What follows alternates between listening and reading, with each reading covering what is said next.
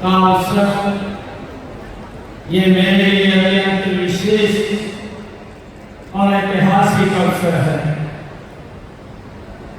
यह पहला अवसर है जब बाबा बागेश्वर धाम सरकार का दिव्य दरबार हमारे पंचकुला के इस पवित्र भूमि पर सजा हुआ है। मैं परम पूज्य धीरेन्द्र शास्त्री जी को श्री हनुमान कथा की इस भव्य पवित्र और प्रेरणादायक आयोजन के लिए मैं नमन करता हूँ, प्रणाम करता हूँ। मेरे लिए बड़ी खुशी की बात है कि आज पंचकुला की धरती भक्ति के रंग में रंगी है। चारों ओर श्री राम और बजरंगबली के जयकारों की जय घोष से घूम रहा है।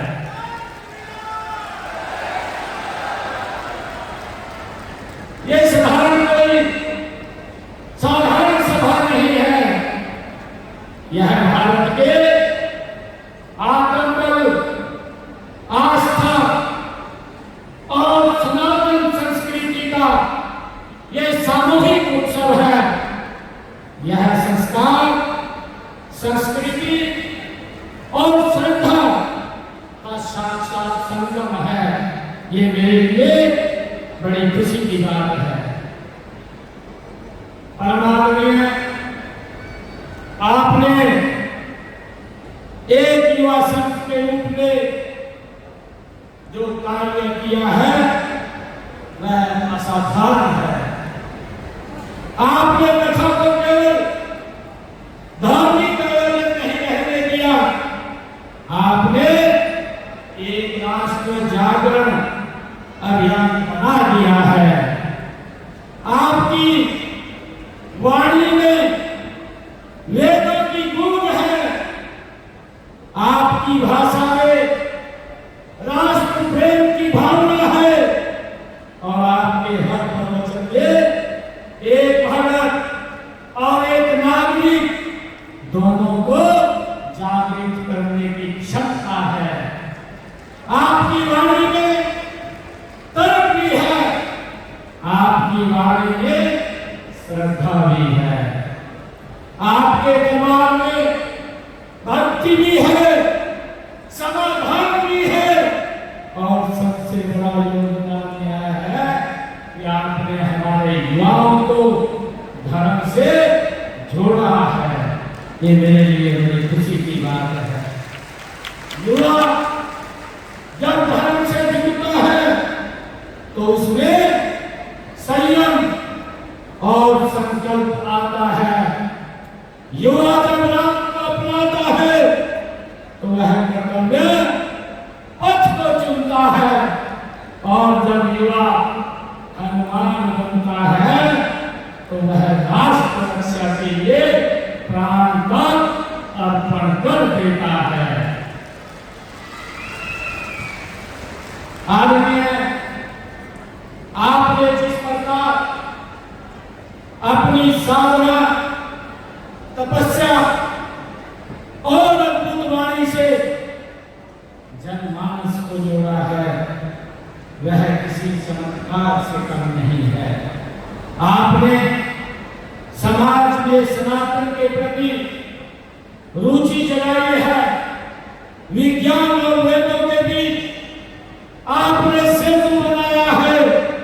देश को यह विश्वास कराया है कि हमारा भूतकाल भी स्वर्णिम नहीं है, हमारा भविष्य भी उज्जवल है।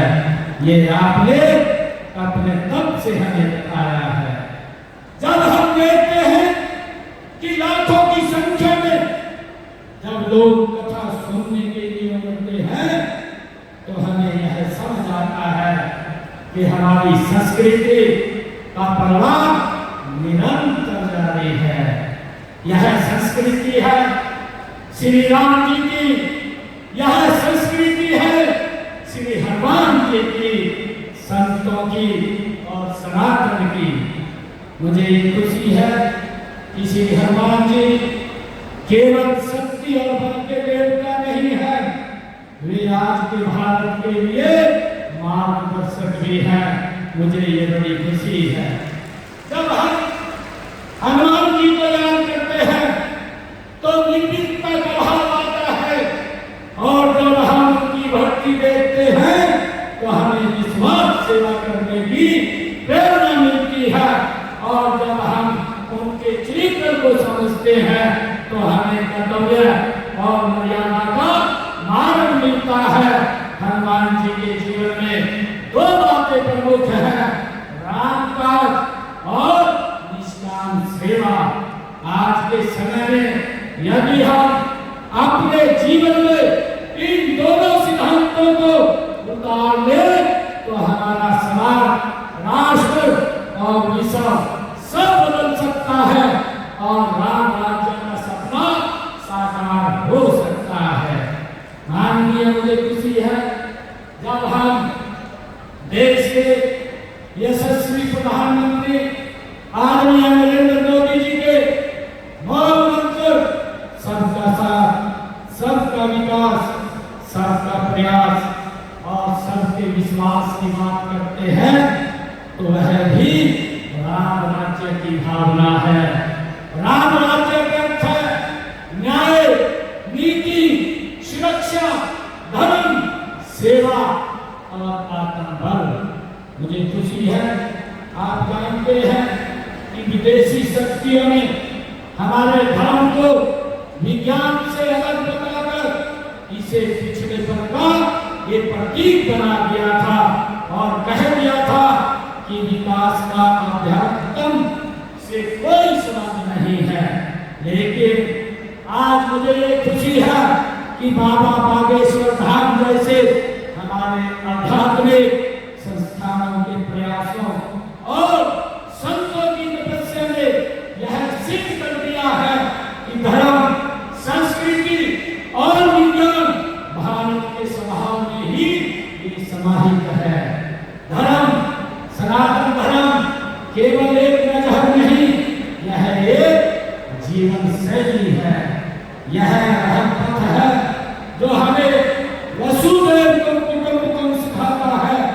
आज जब हम मिशन जलवायु परिवर्तन, योग और सहिष्णुता जैसे संतों से गुजर रहा है, तब भारत ही वह राष्ट्र है जो अध्यात्म, विज्ञान और मानवीय मूल्यों का समाधान ये दे सकता है। आज में मुझे अभी आपने अपने प्रसंग में एक जिक्र किया है, ऑपरेशन सिंदूर। आज मुझे ये बताते हुए बड़ा गर्व भी हो रहा है कि जो हमारे पड़ोसी देश ने घटना को अंजाम दिया था, पूरा देश इससे व्यथित था। आदरणीय मोदी जी ने कहा अब ये समय आ गया है, अब ये समय जो आतंकवाद की बची कुची जमीन है उसको मट्टी में मिलाने का समय आ गया है। मुझे ये खुशी भी है कि जिस दिन ऑपरेशन सिंदूर लॉन्च किया गया उस दिन सीता नवमी थी, मंगलवार का वो पवित्र दिन था। हमारे जांबाज सैनिकों ने पाकिस्तान की सरजमी पर जाकर के जहां पर आतंकवाद पनपता था उन नौ ठिकानों को मट्टी में मिलाने का काम ये हमारे जांबाज सैनिकों ने किया है। हम उनको सलाम करते हैं। मुझे खुशी है कि वैसे ही हमारा देश की यात्रा ऋषि मुनियों में बसती है। जिस समय संसार में सभ्यता का कोई नाम निशान नहीं था, उस समय हमारे ऋषि मुनि वैज्ञानिक चिंतन कर रहे थे। आपने अपनी वाणी में उस बात का भी जिक्र किया है, पंचतत्व का आपने जिक्र किया है। जलवायु, अग्नि, पृथ्वी, आकाश, पंचतत्वों का रहस्य वो जान रहे थे, उनकी खोज है। संत महात्मा, गुरु और महापुरुष न केवल हमारे धरोहर है, बल्कि करके ये हमारी प्रेरणा भी है। मुझे खुशी है कि आज मैं इस पवित्र स्थल पर, जिस पवित्र स्थल पर महाराज जी, मुझे ये बड़ा खुशी का क्षण है कि जब मैं पहली बार 12 मार्च को हरियाणा की बागडोर मुझे दी गई थी, उसके तुरंत बाद आप मुझे आशीर्वाद देने के लिए आए थे और मुझे पूर्ण विश्वास था कि आपका जो आशीर्वाद है ये तीसरी बार हरियाणा में एक राम राज्य की स्थापना लेकर के आएगा और आपका वो आशीर्वाद आज भरपूर फल फूल रहा है। मुझे खुशी है कि आप यहाँ हरियाणा की पवित्र भूमि पर पधारे हैं, जिस भूमि पर गीता का पवित्र संदेश आप भगवान श्री कृष्ण ने अपने मुखारबिंद से दिया है। मैं आपका हरियाणा के 2 करोड़ 80 लाख लोगों की तरफ से हरियाणा की इस पवित्र भूमि पर आप पधारे हैं, हम सबका मार्गदर्शन कर रहे हैं।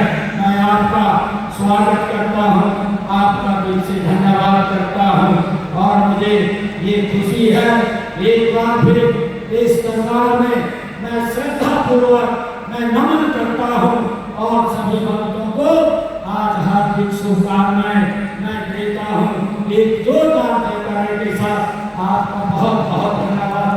जय